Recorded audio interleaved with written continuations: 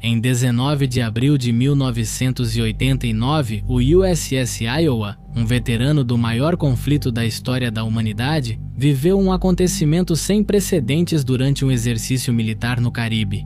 Uma de suas torretas, sem aviso prévio, simplesmente explodiu, tirando a vida de 47 marinheiros. Esse acontecimento hoje é lembrado como a tragédia do USS Iowa. Mas por que um navio que operava há décadas simplesmente falhou? Foi culpa dos envolvidos? E por que se acreditava que a causa foi a sexualidade de um dos artilheiros? Para entender o motivo de um acontecimento tão terrível, precisamos compreender algumas decisões cruciais que foram tomadas durante o desenvolvimento do navio. O Iowa surgiu no final da década de 1930, época em que o Império do Japão dominava o leste e o sudeste da Ásia. Os Estados Unidos previam uma guerra com o Japão desde 1890 e vinham se preparando para isso desde 1929 com os chamados Planos de Guerra Laranja. No entanto, em 60 anos, a guerra não pareceu tão iminente quanto no prelúdio da Segunda Guerra Mundial. Os americanos começariam a construir couraçados, com características específicas para enfrentar o Japão no final dos anos 30. A classe Iowa tinha uma velocidade máxima de 33 nós a plena carga. As torretas, embora não fossem as mais poderosas da época, eram mais do que suficientes para derrotar qualquer navio. Cada Iowa tinha 9 canhões navais de 16 polegadas distribuídos em 3 torretas, podendo cada canhão disparar de forma independente.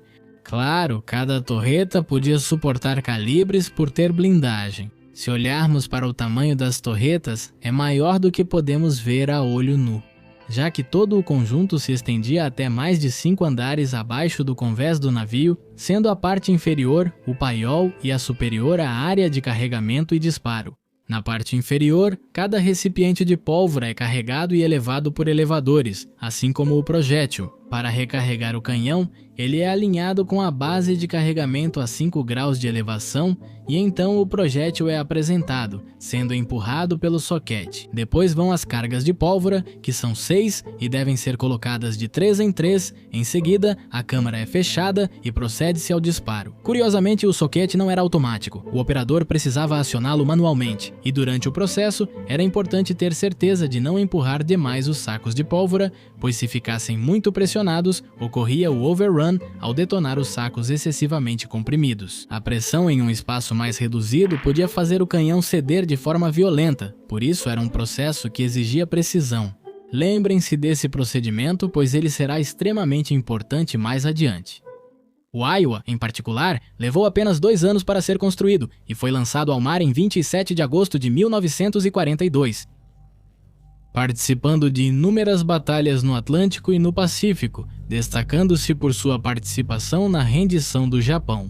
Após a Segunda Guerra Mundial, o USS Iowa participou da Guerra da Coreia, destruindo postos logísticos e posições defensivas do mar em segurança, até que ao final desse conflito foi colocado na reserva e basicamente só servia para treinamentos e exercícios militares da OTAN, e assim foi por 30 anos.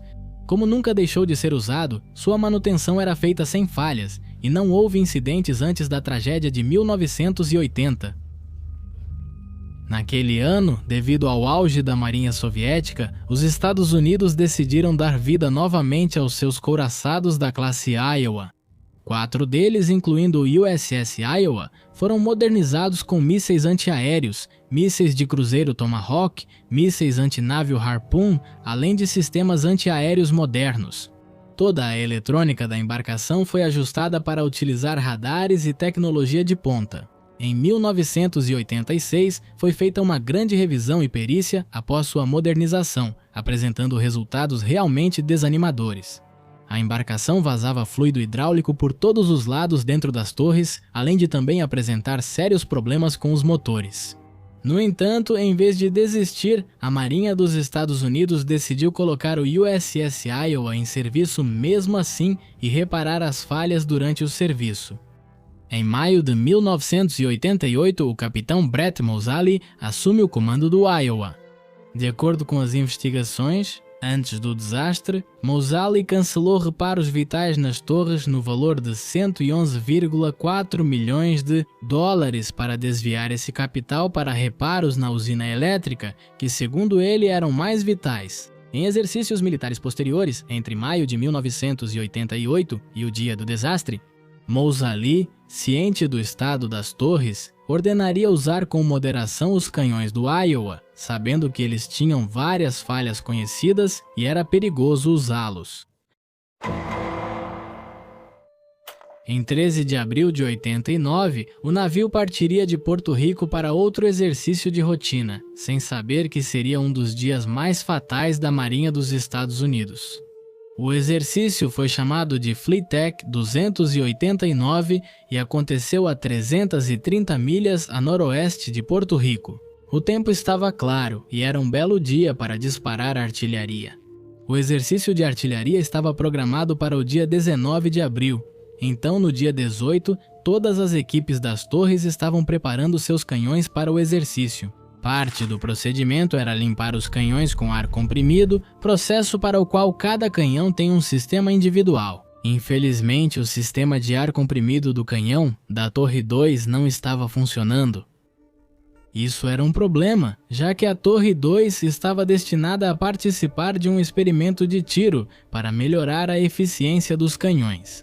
Enquanto isso, o oficial de torre Michael Skelly e o oficial de controle de fogo, o tenente Leo Waltz, se reuniriam com vários líderes do navio para definir os detalhes do exercício. Nessa reunião seria anunciado o experimento mencionado anteriormente, e curiosamente, Moussaly não compareceria a essa reunião. Esse experimento, em teoria, faria com que o Iowa tivesse os canhões mais poderosos de toda a marinha, ao disparar projéteis com maior poder. Eles queriam usar a pólvora D846, uma pólvora mais poderosa que datava da Segunda Guerra Mundial. A pólvora não podia ser usada com projéteis pesados de 2.700 libras, pois causava sobrecarga. Cañón e podia hacerlo estrallar. De fato, os pacotes de pólvora diziam exatamente isso, não usar com projéteis de 2.700 libras. A solução que encontraram foi usar um projétil especial de 2.700 libras que causava menos fricção, na esperança de que pudesse sair mais facilmente do canhão. E em vez de usar 6 cargas de pólvora, usaram 5, o que foi extremamente negligente, já que esses testes não podiam ser feitos diretamente no canhão, mas sim em um laboratório. A tripulação, embora treinada, tinha pouca experiência no navio. Lembremos que este navio era da Segunda Guerra Mundial, e os operadores experientes já tinham se aposentado há décadas. Na manhã de 19 de abril de 89, o Iowa estava pronto para participar do exercício.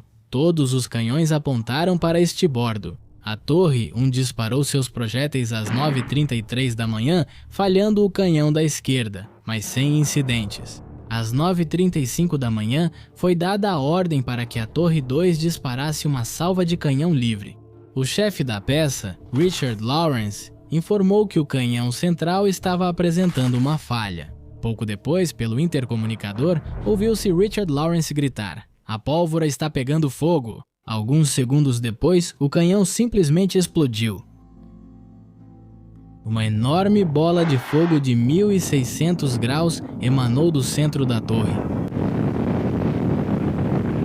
Todo o fogo se espalhou pelas 3 salas de armas.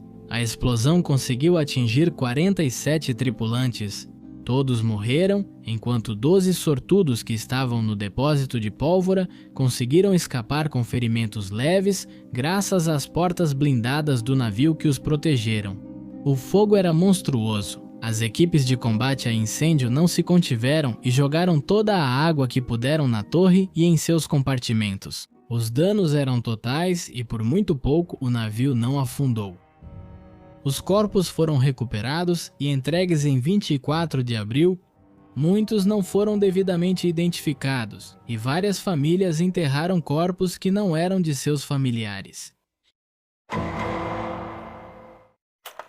O capitão do navio Iowa disse que a marinha lhe deu uma tripulação de viciados, marginais e outros marinheiros da pior espécie. Segundo um relatório publicado, as reclamações do capitão chegaram ao escritório que investigava a explosão na torre em abril passado.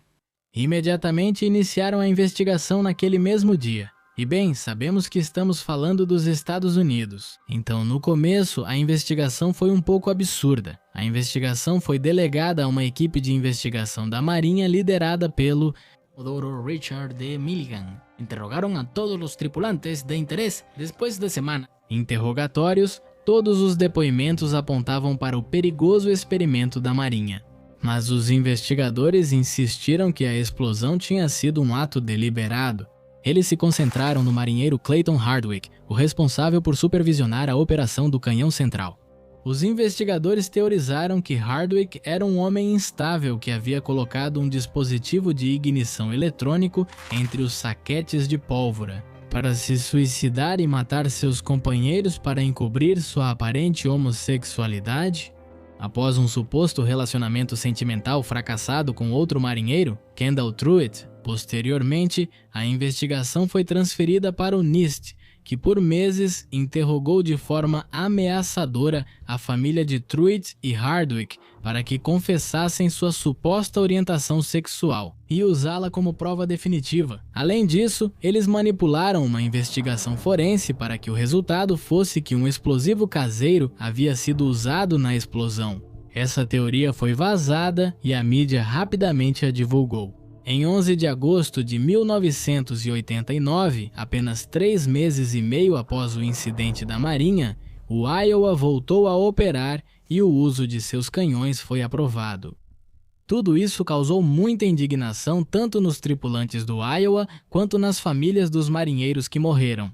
Tudo isso porque, segundo a investigação da Marinha dos Estados Unidos, não havia nada de errado com os canhões e tudo foi causado por problemas da Marinha dos Estados Unidos.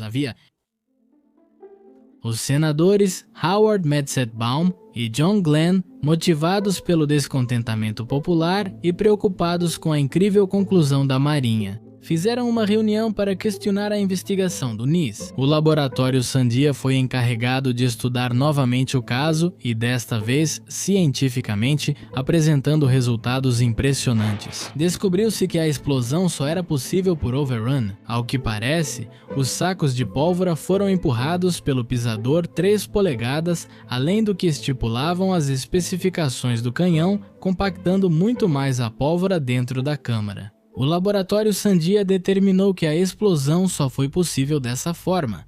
Graças a essa investigação científica, foi determinado que a causa não precisava necessariamente ser um dispositivo caseiro de ignição, mas poderia ter sido causada pela má operação do canhão.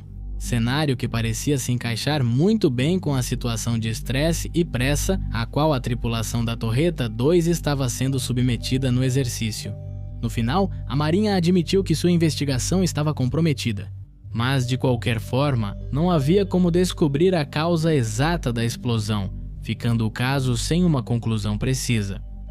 E nenhuma pessoa foi condenada pelo ocorrido. E pouco depois, o USS Iowa foi retirado de serviço completamente, selando sua torre frontal para que não fosse usada novamente. E hoje em dia é um navio-museu em Los Angeles, que você pode visitar se algum dia estiver nessa cidade.